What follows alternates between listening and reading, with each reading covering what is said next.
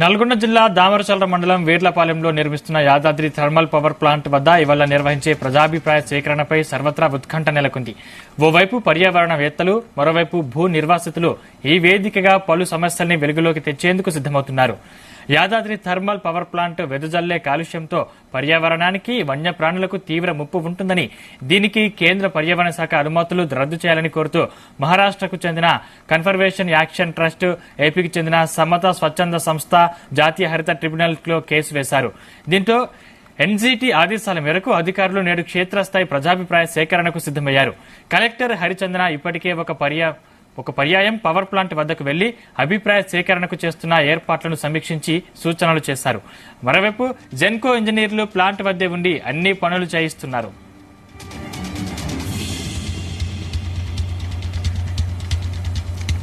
ఇదే అంశానికి సంబంధించిన మరింత పూర్తి సమాచారం మా ప్రతినిధి జానయ్య అందిస్తారు. జానయ్య,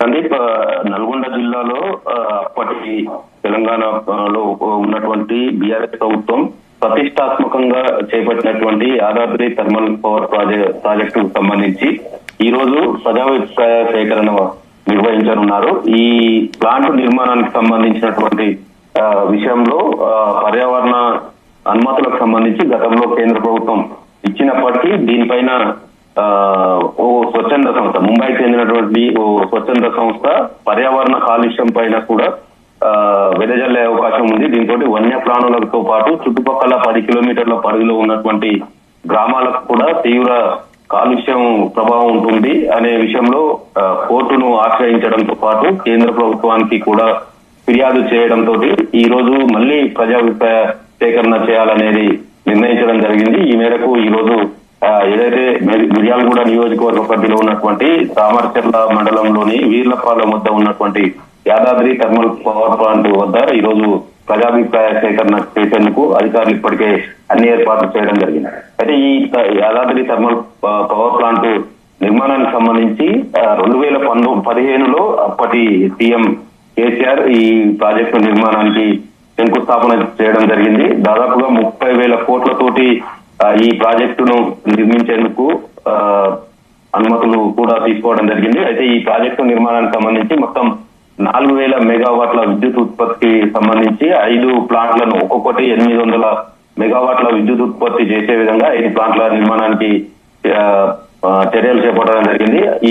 ఈ నేపథ్యంలో పవర్ ప్లాంట్ నిర్మాణానికి సంబంధించి దాదాపుగా ఇప్పటి వరకు 2 ప్లాంట్లు పనులు కూడా పూర్తి కావచ్చాయి. ఆ తర్వాత 3 పవర్ ప్లాంట్లకు సంబంధించి పనులు జరుగుతున్న పరిస్థితి ఉంది. అయితే గతంలో ఈ ప్లాంట్ కు నిర్మాణానికి సంబంధించి ప్రజాభిప్రాయ సేకరణ చేసినప్పటికీ అక్కడ ఏదైతే ఈ వీర్లపాలెంకి సంబంధించినటువంటి చుట్టుపక్కల ఉన్నటువంటి తాళ్ల వీరప్పగూడెంతో పాటు మరికొన్ని తండాల ప్రజలు తీవ్ర స్థాయిలో వ్యతిరేకించిన పరిస్థితి. ఎందుకంటే ఈ ప్లాంట్ నిర్మాణానికి సంబంధించి దాదాపుగా 4,200 ఎకరాల భూమిని కేటాయించడం జరిగింది. ఇందులో అటవీ శాఖతో పాటు ప్రభుత్వ భూములు, రెవెన్యూ పరిధిలో ఉన్నటువంటి భూములతో పాటు పట్టా భూములు, సాగు చేసుకుంటున్నటువంటి పట్టా భూములు కూడా కోల్పోయిన పరిస్థితి. ఈ నేపథ్యంలో అక్కడ ఈ పవర్ ప్లాంట్ నిర్మాణానికి సంబంధించి ప్రజలు మాత్రం తీవ్ర స్థాయిలో వ్యతిరేకించినప్పటికీ అప్పటి జెన్కో సంస్థ ఏదైతే ఈ ప్రాజెక్టు నిర్వహణకు సంబంధించి జెన్కో సంస్థ స్థానికులకే ఉద్యోగ అవకాశాలు కల్పిస్తాము, 10,000 వరకు ఉద్యోగ అవకాశాలు కల్పిస్తామని చెప్పడం జరిగింది. కానీ ఆ ఉద్యోగాల విషయంలో కూడా ప్లాంట్ నిర్మాణాన్ని జరుగుతున్న పూర్తిగా వస్తున్నప్పటికీ కూడా ఉద్యోగాల కల్పనలో కూడా నిర్లక్ష్యం వహించడం, అక్కడ వారికి అవకాశం లేకపోవడంతో తీవ్ర స్థాయిలో వ్యతిరేకించడం జరిగింది. మరోవైపు ఈ పవర్ ప్లాంట్ నిర్మాణానికి సంబంధించి భారీగా అవినీతి జరిగిందంటూ కూడా తెలంగాణ శాసనసభలో జిల్లాకు సంబంధించినటువంటి మంత్రి కోమటిరెడ్డి వెంకటరెడ్డి కూడా ప్రస్తావించిన నేపథ్యంలో దీనిపైన న్యాయ విచారణ చేపట్టాలి, సిట్టింగ్ జడ్జి తోటి విచారణ చేపట్టి అవినీతిని వెలికి తీయాలని చెప్పి కూడా అసెంబ్లీలో సీఎం ను కోరడం జరిగింది. సీఎం కూడా దీనిపైన సానుకూలంగా స్పందించడంతో పాటు న్యాయ విచారణ కూడా ఆదేశాలు జారీ చేయడం జరిగింది. అయితే మొత్తం ఈ పవర్ ప్లాంట్ కు సంబంధించి భారీ స్థాయిలో అవినీతి జరగడం, అలాగే పర్యావరణానికి సంబంధించి కాలుష్యం వెదజల్లే విధంగా ఉండటంతో అక్కడి ప్రజల అభిప్రాయాలను పరిగణలోకి తీసుకోకుండా ఏదైతే అప్పటి బీఆర్ఎస్ ప్రభుత్వం మొండిగా వ్యవహరించడంతో పాటు ఏదైతే భూ నిర్వాసితులకు సంబంధించినటువంటి పరిహారం విషయంలో కూడా చేతివాటం చేశారు.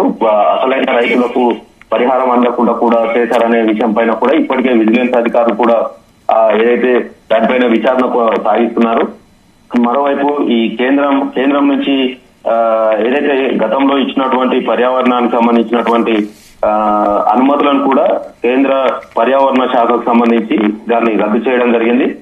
కాలుష్యం వెదజల్లే విధంగా ఉన్న నేపథ్యంలో ఈసారి మళ్లీ ప్రజల నుంచి ప్రజాభిప్రాయ సేకరణ చేసిన తర్వాతనే మిగతా పనులు కొనసాగించాలనే విషయం పైన కూడా ఈ రోజు ప్రజల నుంచి అభిప్రాయాలు సేకరించనున్నారు. అయితే గత కొంతకాలం దాదాపుగా 9 ఏళ్ల నుంచి సాగుతున్నటువంటి ఈ ప్రాజెక్టు నిర్మాణానికి సంబంధించి రైతులు కావచ్చు, చుట్టుపక్కల గ్రామాల ప్రజలు కావచ్చు, పలుసార్లు యాదాద్రి థర్మల్ ప్లాంట్ సంబంధించి ఆందోళన చేపట్టినప్పటికీ కూడా కనీసం వారి సమస్యలు ఏంటనేది కూడా వినకుండా కూడా వారిపైన కేసులు నమోదు చేసి వాళ్ళను జైలుకు పంపించిన పరిస్థితుల్లో ఈ రోజు ప్రజాభిప్రాయ సేకరణకు సంబంధించి ఎవరైతే ఆందోళన చేస్తారనే వారిపైన కూడా ఇప్పటికే ముందస్తు అరెస్టులు చేసిన పోలీసులు ఈ ప్రజాభిప్రాయ సేకరణకు సంబంధించి అసలు ప్రజలను అక్కడ వారి అభిప్రాయాలను తెలిపే విధంగా చూస్తారా లేదా అనే విషయం పైన కూడా కొంత సందిగ్ధత మాత్రం నెలకొంది అని చెప్పవచ్చు.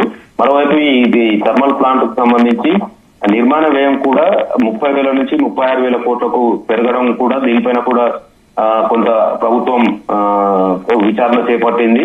విజిలెన్స్ అధికారులు కూడా ఇప్పటికే పలు డాక్యుమెంట్లను కూడా స్వాధీనం చేసుకోవడం జరిగింది. మరోవైపు ఈ థర్మల్ ప్లాంట్ కు సంబంధించి అప్పుడు అధికారంలో ఉన్న బీఆర్ఎస్ పార్టీకి సంబంధించినటువంటి ఆ చుట్టుపక్కల ఉన్నటువంటి గ్రామాలకు సంబంధించిన ప్రజాప్రతినిధులతో పాటు మిర్యాలగూడ నియోజకవర్గ పరిధిలో ఉన్నటువంటి బీఆర్ఎస్ నేతలు భారీగా పరిహారం విషయంలో భారీగా వారు ఏదైతే బినామీ పేర్లను పెట్టి డబ్బులు కాజేసినట్టుగా కూడా ఇప్పటికే విజిలెన్స్ అధికారులు గుర్తించడం జరిగింది. ఆ కోణంలో కూడా దర్యాప్తు చేస్తున్నారు. జనయ్య, అంటే అవినీతి ఆరోపణలకు సంబంధించి అధికారులు అప్పటి జెన్కో సీఎండీ ప్రభాకర్ రావుని ప్రశ్నించారా? ఏదైతే గతంలో బీఆర్ఎస్ ప్రభుత్వం ఉన్నప్పుడు ఏదైతే జెన్కో సీఎండీగా ఉన్నటువంటి ప్రభాకర్ రావు పైన కూడా అనేక ఆరోపణలు వచ్చిన నేపథ్యం, కానీ రీసెంట్ గా కాంగ్రెస్ ప్రభుత్వం అధికారం చేపట్టడం ఈ విద్యుత్ థర్మల్ ప్లాంట్ కు సంబంధించి కూడా అసెంబ్లీ వేదికగానే దానిపైన అవినీతి ఆరోపణలు చేయడం జరిగింది. దీనిపైన కూడా అప్పుడు విద్యుత్ శాఖ మంత్రిగా ఉన్నటువంటి నల్గొండ జిల్లాకు సంబంధించినటువంటి జగదీశ్వర్ రెడ్డి కూడా దీనిపైన స్పందిస్తూ న్యాయ విచారణ చేపట్టాలని కూడా ఆయన కోరడం జరిగింది. ఈ విషయంలో సీఎం రేవంత్ రెడ్డి కూడా సానుకూలంగా స్పందిస్తూ న్యాయ విచారణకు ఆదేశాలు జారీ చేయడం జరిగింది.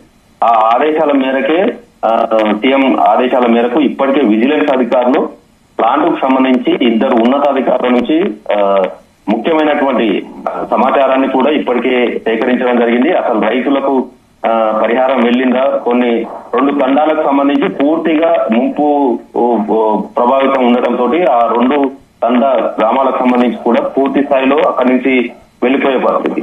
వారికి R&R ప్యాకేజీ కింద కూడా పరిహారం చెల్లించాల్సి ఉంది. కానీ ఇప్పటి వరకు కేవలం 100 కోట్లు మాత్రమే ఆ పరిహారానికి సంబంధించి ఇటు రైతులకు కావచ్చు, పునరావాసానికి సంబంధించిన ఇతర విషయాలకు సంబంధించి కూడా 100 కోట్లు మాత్రమే చెల్లించినట్టుగా రికార్డులో ఉన్నట్టుగా తెలుస్తుంది. అయితే అసలు పరిహారం ఎంత చెల్లించాలి, వారికి జరిగిన నష్టం ఏంటి, ఎంతమంది అసలు నిర్వాసితులు ఉన్నారనే విషయంలో కూడా కోణంలో కూడా ఇప్పటికే అధికారులు విచారణ చేపట్టడం జరిగింది. అయితే ఈ జెన్కో సీఎండీగా ఉన్నటువంటి ప్రభాకర్ రావు కాంగ్రెస్ ప్రభుత్వం బాధ్యతలు చేపట్టగానే ఆయన తను ఏదైతే జెన్కో చైర్మన్ గా ఉన్నటువంటి ఆయన రాజీనామా చేయడం జరిగింది. దానిపైన కూడా సీఎం రేవంత్ రెడ్డి ఒక ప్రకటన చేయడం కూడా జరిగింది.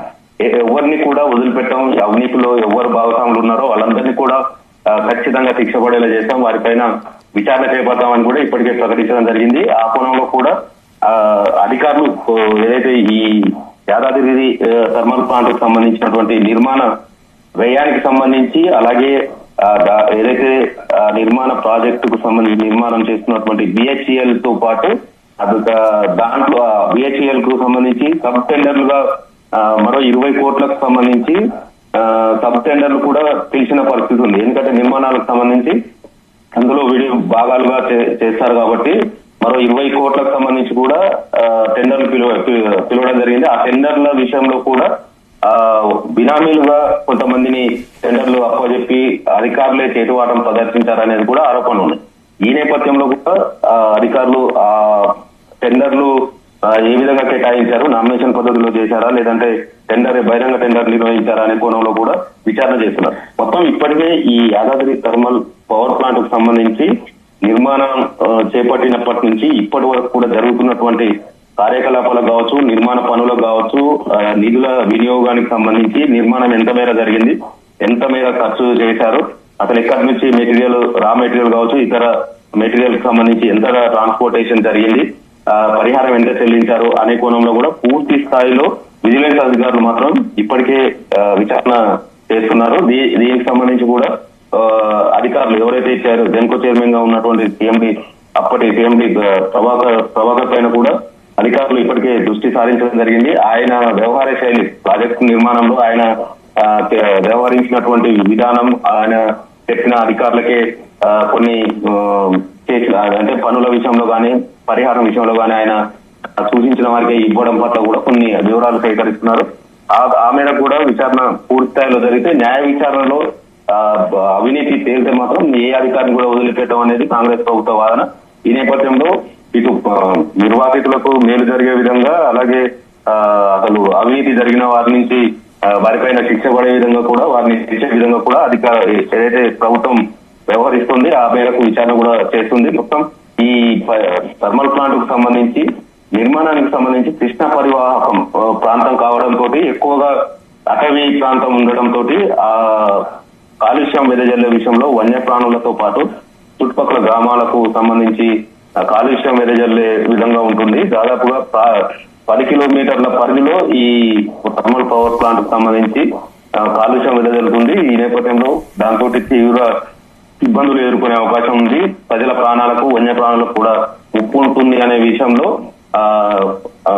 కేంద్రం నుంచి అనుమతి రద్దు చేయడం, ఈ రోజు మళ్లీ ప్రజల నుంచి అభిప్రాయ సేకరణ చేయడం జరుగుతుంది. ఆ అభిప్రాయ సేకరణ పూర్తయితేనే మరి మిగతా పనులు జరుగుతాయా, లేదంటే ప్రజల నుంచి ఎలాంటి అభిప్రాయాలు వస్తాయి, దానిపైన కేంద్రానికి ఎలాంటి నివేదిక ఇస్తారు, ప్రాజెక్ట్ నిర్మాణం ఎలా సాగుతుంది అనేది మాత్రం కొంతమేర ఉత్కంఠ అయితే నెలకొంది. Right, thank you Janaiah.